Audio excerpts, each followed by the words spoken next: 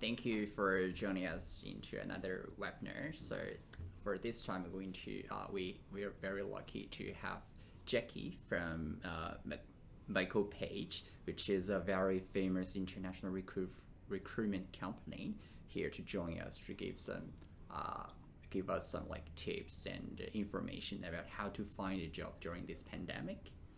Thank you. Thank you for having me. It's great to be here with you, Neo, for this discussion. Looking forward to it. Yep, thanks. So, the pandemic has made the job seeking even harder than it used to be. So, is there anything like important skills that the most employers are looking for during this time? Absolutely. I think during COVID, or during this pandemic in particular, certain aspects have really come forward that are more crucial than others. Ideally, when looking for jobs and new positions, technical skills is always a very strong attribute to have when looking for a new role. Yep. However, I think nowadays, due to the circumstances that we're in, other aspects such as cultural fit is a very strong, crucial perspective to have when looking at a new role. Being able to culturally fit very well into the team is quite a significant element to have when looking into a new position. I think other aspects such as a very positive attitude, a hardworking nature, a very strong commitment to the firm or organisation are also crucial. Other aspects such as being reliable, being trustworthy, and being diligent with your work as well is also something that can play a strong component of your application process when looking into a new position. Yeah, sounds amazing. Yeah. So I know that lots of people now have LinkedIn and they like add each other, connect with each other on LinkedIn. Do you think it's a very important tool for us to find a job using the LinkedIn? Yeah, absolutely. LinkedIn, I think, is becoming more prevalent nowadays in job search and job seekers. I think using LinkedIn to the best of your abilities to connect with people, to enhance your networks, to expand your portfolios of contacts, I think is a really crucial and quite critical component of when looking for a new job. It allows you to basically look at connecting and expanding your reach in the market and in your respected sectors. You're able to share interesting content. You're able to attract the attention of potentially new employers, also recruiters as well, such as us. We use LinkedIn a lot, and it allows us to find people that could be very well suited to a new opportunity or a role that we're looking for as well. Sounds amazing, because I heard like 70% of the employer use LinkedIn to search for their employee. Absolutely. Yeah, that's very important to have a LinkedIn. Absolutely. So, except for LinkedIn, because students are worried about like they don't have really high GPA. They may have like 5 or not less than 6 GPA. Do you think that's very important when looking for a job? Yeah, I think it all does depend, and it's very circumstantial. I think the GPA is obviously a very well recognised international standard of your score as to how you did in terms of your academic abilities throughout your degree or your studies. I think from our experience, certain employers take the GPA to be very significant, and they do take it to be quite a considerable element when looking for candidates. Depending on what the GPA requirement is. In Australia, the level is up to 7. So if you're sitting at a high GPA average, it definitely does help and will strengthen your profile when looking for a new role. However, in saying that, other employers won't necessarily always value the GPA score to be as considerable when looking through the application process. So doing your research prior to applying or prior to looking into your sector as to potentially what academic qualifications are required, and if so, if you are to go through and do further studies such as a master's or a PhD, or if you're looking to go through in the honours course, definitely ensuring that you're aware as to what GPA targets you need to be achieving to then ensure that your study plan will meet and get you to that target and goal. In saying that, though, it's not always necessary to have a certain GPA. Yep. Other employers don't value it as much. They prefer other attributes such as going back to cultural fit, or your attitude to the working environment, or your ability to get the job done from a practical perspective as well. Yeah. Sorry, you have mentioned the culture fit a lot. Could you explain more about that part? Because we don't really have this sense of this culture fit at the moment. Absolutely. And again, it very much depends on what sector and industry you're looking into. For example, legal. It very much looks at an environment that you can collaboratively work with, not only internally with your colleagues, but also your clients as well, being able to look at providing a suitable service, but also being able to communicate effectively, being able to have strong written and verbal communication skills, being able to look ahead and prioritize and work diligently. From a cultural perspective, being able to work quite cohesively with your colleagues, with your managers, with senior practitioners within the organisation. So technically you can always upskill and you can always train and you can learn on the job, but culturally I think it's very important to be aware as to what the goals and values are of that organisation, to be able to mirror what they're looking for in a good employee. Yeah, amazing. So, before you apply for a job, the only thing that the employers get to know you is through the resume and the cover letter. So it's very important. So could you give us some tips about how to make an amazing cover letter and resume? Yeah, absolutely. I think first and foremost, doing your research into what the job is that you're applying for and what the organisation or department or business is that you're looking to move into. First and foremost, doing your research will allow you to then tailor your application, so it's not a stock standard application that you're sending out everywhere in the market. If you're able to tailor an application to that role and to that employer, you're able to essentially identify the key requirements and characteristics that they're looking for and highlight that quite strongly in your resume. I think furthermore, having a really well laid out CV is crucial. Having it really well structured, clear and concise is really, really important in a resume. Recruiters, employers, businesses, government departments, organisations, they would review many CVs throughout their time and they can quickly identify what is a good application and what is a very poorly written application. But having certain aspects such as titles, having a really well laid out structure throughout your CV, and also having very correct punctuation and grammar as well is back to basics, but it's also a really fundamental component. I think other sort of key tips when writing CVs, taking out photos and making it very clear but yet professional. I think the concept of putting a photo on a CV nowadays is slightly outdated. I think if you can put elements in such as a very well written executive summary and then moving straight into further aspects such as your skills and attributes, your achievements, and then looking at your professional qualifications, as well as then highlighting throughout your employment history the levels that you've gained, promotional positions that you've achieved, clearly identifying very specific examples throughout your employment history and making it very relevant to the sector that you're applying for. Yeah, that's really helpful information. Yeah. So if we are lucky enough, we got a chance for the interview. Yes. Do you have any tips for the interview? Yeah, absolutely. I think, again, going back to doing your research prior to your interview, so going in really well prepared with who you're meeting, a bit about who you're meeting, so their position, their career history, where they've come from themselves, what they look for in a new potential hire, what the organisation's goals and visions are, who is a part of their team, what type of areas they provide a service to the community in, that will essentially allow you to be very well prepared when going into an interview. Yep.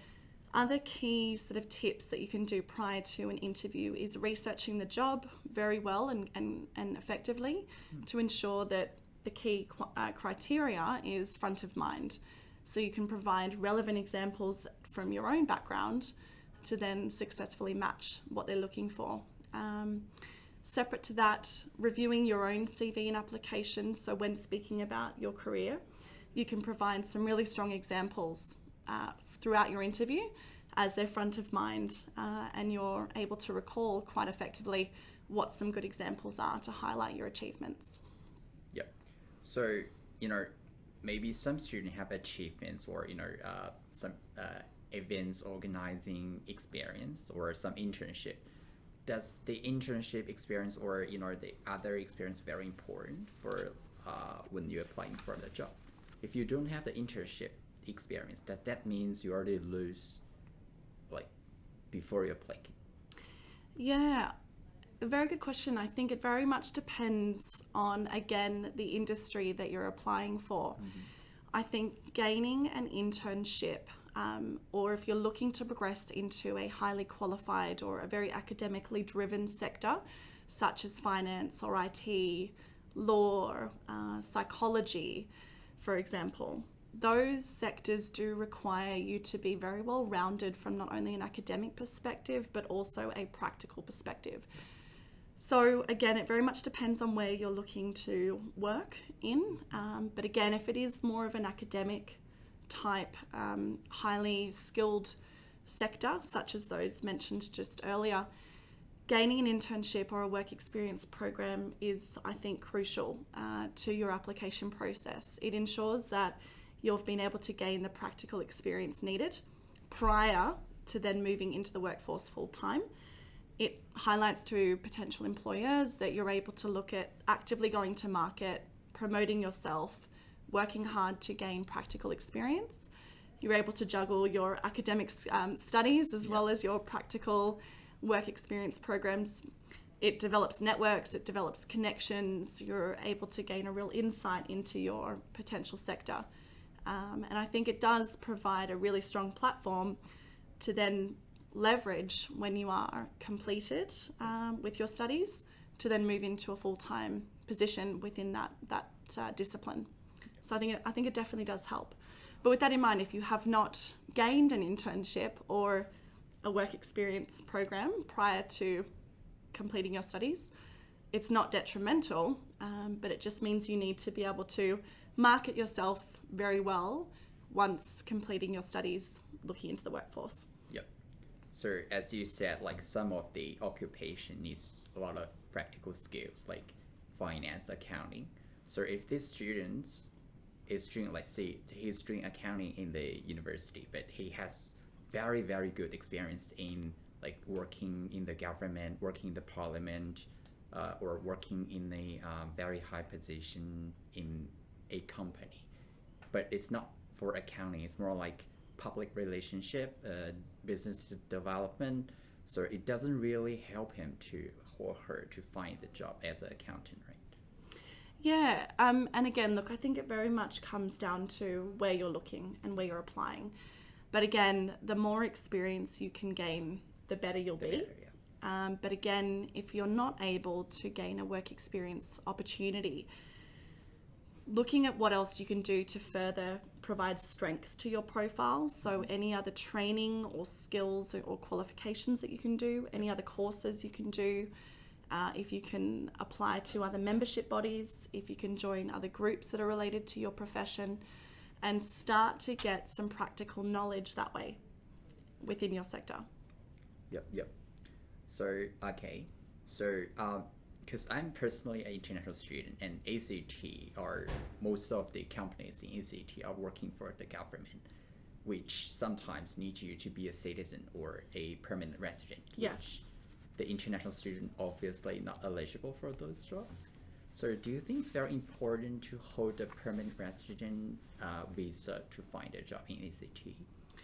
It definitely helps. Yep. Unfortunately, yes, particularly in Canberra, we are very heavily focused and driven by government, which naturally requires you to be an Australian citizen. However, there are other opportunities that allow PR students to look into. I think the benefit, though, from another respectful sort of position is that Australia can be basically a really good opportunity to look into certain areas due to us being quite a diverse country in terms of being sort of a migrate nation. So in that respect, it comes down to, again, doing your research in terms of where are the opportunities that you can look into and apply for. Doing certain sort of tips that you can look at doing is expressing your interest in acquiring a visa, doing your job search online, connecting with people, doing social networking websites, so using LinkedIn to connect, using other job boards, other aspects such as attending career days or attending professional membership body organisation days, and trying to leverage off other people's experience, networking to then look at opportunities that perhaps aren't very well listed online unless you're an Australian citizen. So there are definitely avenues and definitely areas to look into. But again, it just means that you've got to do a bit more research into the avenues that you can explore to get you to those positions. Yep. So yeah, it doesn't have a PR. Doesn't mean it's at the end of the world. You still have plenty of the opportunity for you. So is there any tips for the international student to find a job in the ACT when they without permanent resident? Yeah. Again, it comes back to aspects that you can control, such as your academic studies. Yep. If you're doing well throughout your degree or your courses, again, it will give you a higher GPA. Yep. It will give you more strength behind your profile to highlight that you've been able to successfully complete the requirements from an academic perspective. From there, if you've been able to do well throughout your studies, you can then leverage off that achievement to then start looking into, say, the private sector or other areas that allow PR, such as ACT government, to then look at opportunities to say, here is my achievements throughout my studies. I'm looking to enter into these courses or these industries. What are the pathways I need to take? So again, going to and attending career days at universities, speaking with recruiters who are looking at pathways as to how we can assist candidates in the market to find opportunities that aren't necessarily obvious to the public. Speaking with people such as your lecturers or your tutors or your conveners at university, as they may have connections or other tips to look into when applying for jobs. Looking to gain work experience, practical programs, looking at other courses and qualifications you can do, start to network and start to look at other ways you can diversify your skill set. But again, creating a strong profile for yourself in the market, leveraging that, building experience, and then looking at other pathways you can take later on to achieve the necessary role that you'd like to in the future. Yep. Thank you. So yeah, it's almost the 2020 has passed a half. So there's many students going to graduate after this semester. So we really hope that everyone can get the job they want. And if we're lucky to get a job before we graduate or just after we graduate, I heard that there's a lot of changes in working place. Because I know that ACT government has passed a motion to support flexible working, like working from home. Could you give us some introduction about how remote working is like now? Yeah, absolutely. I think now that we're in times such as COVID and certain economic downturns that are happening across the country within Australia, but also overseas, I think the concept of flexible work and remote working is now far more prevalent than it used to be. I think now with COVID essentially looking at moving everyone to a work from home arrangement has really opened up perspective and ideas such as the abilities and the benefits of working from home. I think it's really identified the key aspects as to how potentially it can be a very useful resource for certain employers. from not only the government and public sector, but also private sector. I think it's really highlighted now that as we've all had to work from home due to COVID, it's really illustrated that we can actually, or most of us, can work quite well and effectively from home. It's allowed us to be more flexible in our approach, more flexible working arrangements, timing, the ability to gain trust and the respect from potential employers who were not on board with work from home. So I think it's really changed now how businesses are operating. And if certain people do require to have more flexible working arrangements or the ability to work from home, due to COVID, I think that's now really emphasised that work from home can be a really beneficial component of a business and their structure, and very useful to employees to essentially still work at a very effective and optimal level, and be still highly productive in their workload and achieving what they need to throughout the day. Yeah, awesome. Because from my heard, like working from home does also help us to reboost the economic.